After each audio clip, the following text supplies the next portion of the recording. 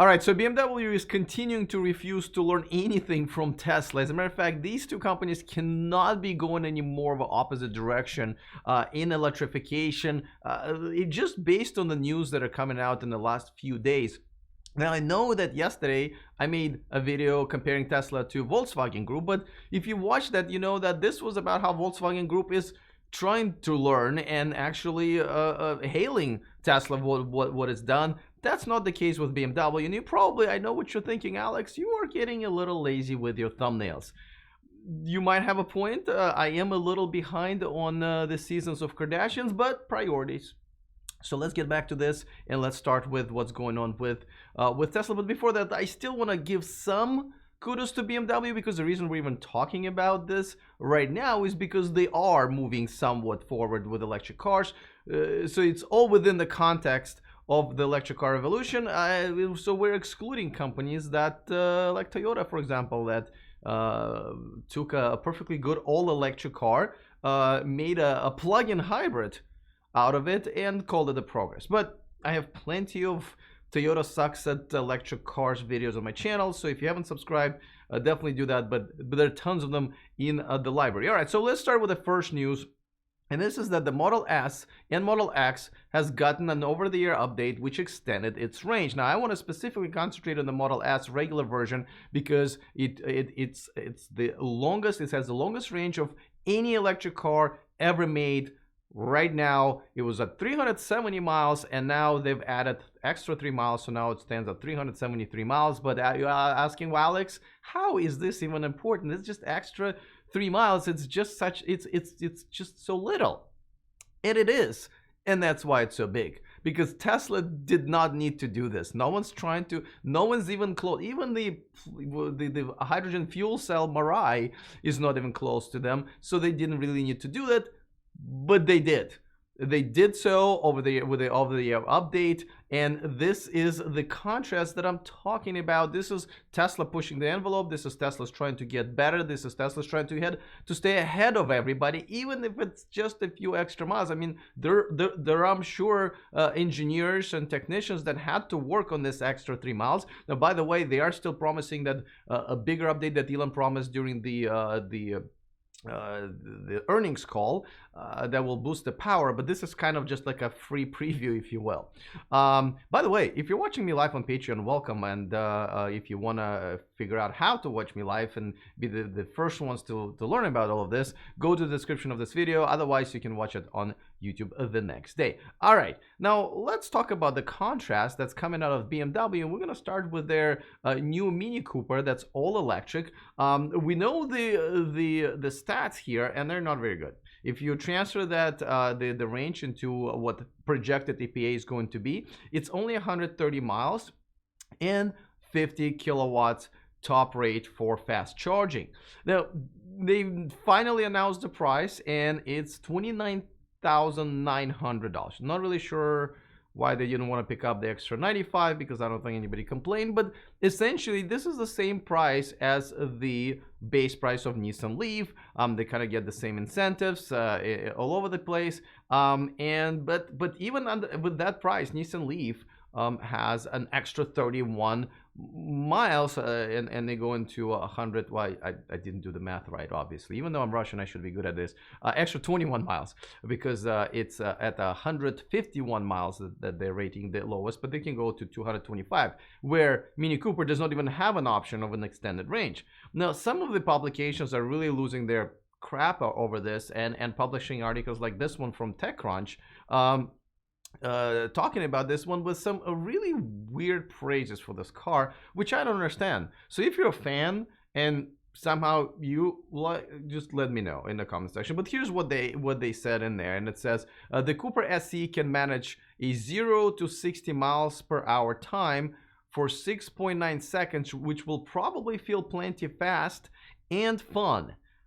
No, it's not going to feel like either fast or as a matter of fact, even the average middle of the road Tesla can do this in half of that. But 7 seconds 0 to 60, no. You might be passed by a little girl on a scooter on a sidewalk going that slow.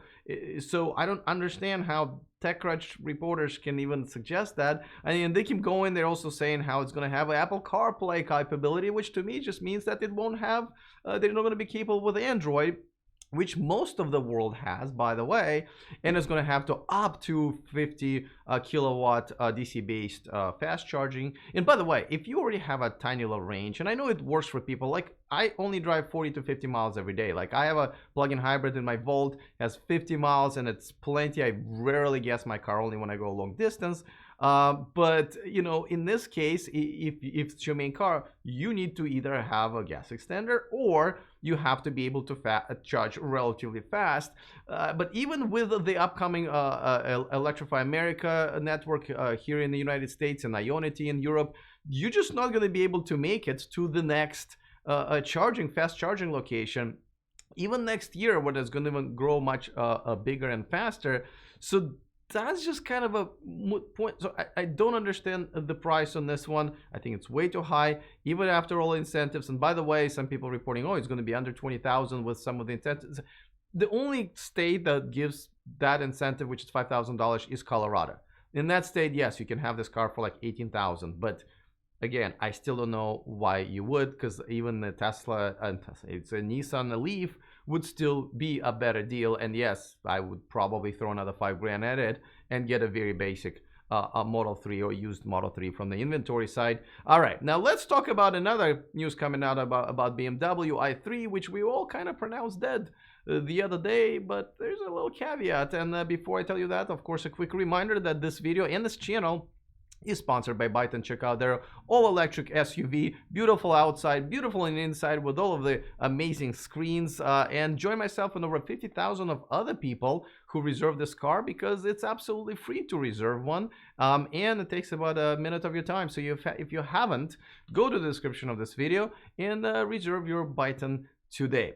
All right, so let's get to another BMW news, and just so you know, I don't like the way this car looks. Everybody knows that. I can explain it from the point of design, how it breaks the lines, how it doesn't look like the design concept of BMW or really any other car, how the backlights make it look smaller, even though it's already a small car.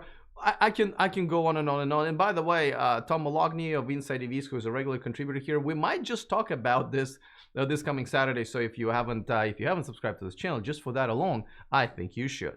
And there's a button right there. That actually, even that subscribe button to me looks better than this car. Is that yeah, I'm sorry, I'm a hater when it comes to BMW i3, and I know a lot of you guys love it. This car, over 40,000 will be sold by the end of this year. They've been selling it for 6 years, but they've yet they're still at 155 miles of the battery range. Now the news last month was that BMW is done. They're no longer going to be producing it. They're going to be moving to the next platform. But that's not what's actually happening this week. Here's what their current CEO said about that not really being true anymore. The i3, he says, will continue to be produced. No question about it. The car is already an icon today. Which car can claim this after only 6 years? All right, to answer your question, Oliver, can I call you Oliver? Oliver, let me ask, after 6 years, this car can claim the title of being iconic, because not only, I mean, listen, if you don't know why, I don't even want to bother, but like that, this is an iconic car. The BMW i3 is just not at all. As a matter of fact, to me, it's iconic for being a poster child for how people and why people are so afraid of electric cars today. It's small, it's kind of fugly, it doesn't have a good range, it doesn't have a lot of stuff. Now, I think BMW could have had something here, and because they do have a gas extender, right? You can get a version of this car with a gas extender. If they would have called that a plug-in hybrid car, forget about the just all electric, just a plug-in hybrid car, they would essentially have the best plug-in hybrid car ever made in the world, and I would be a potential customer if it wasn't for the looks, of course, because it would have all this electric range and then some gas range after that. Now you solve pretty much all of the problems, minus the fogginess, but all of the technical problems that I think a lot of people have with this car. So they're going to continue producing it, and that tells me that they are not ready to move on. They're not even chasing Tesla anymore. They're not like, other legacy manufacturers. They're acknowledging that, Tesla is the best, and they're at least trying to be the best at being the second best, right? Not a big inspiration goal to have, but at least they're trying. I feel like BMW goes like, yeah, no, we're okay with being very average at this. We're selling enough of them, so yeah. It unfortunately goes against of what they've been showing us for the last few years of all these concept cars and iNext and so forth, and I don't like it. Let me know what you guys think. If you have a BMW i3, let me know why you bought it and why you're excited about it. Why would you buy it now? Again, don't forget the price is up there, even with all the deals that are offering, where you can get, a Kona EV or Nero EV or Nissan Leaf, or throw a little bit of more money on it and get in the like.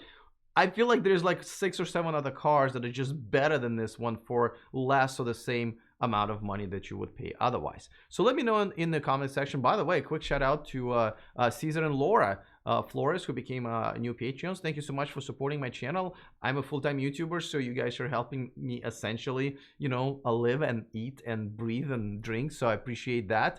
Don't forget to subscribe to our a newsletter. It's a new story every weekend, a bonus story that we just can't fit into all of this crazy stories we're talking about during the week. And of course, if you want to see the behind the scenes footage and pictures and some of the funny pictures that I post, go and follow me on Instagram under E4Electric, which is really a handle for me for all social media, including TikTok. All right, looking forward to this, to the comments. Other than that, see you guys next time.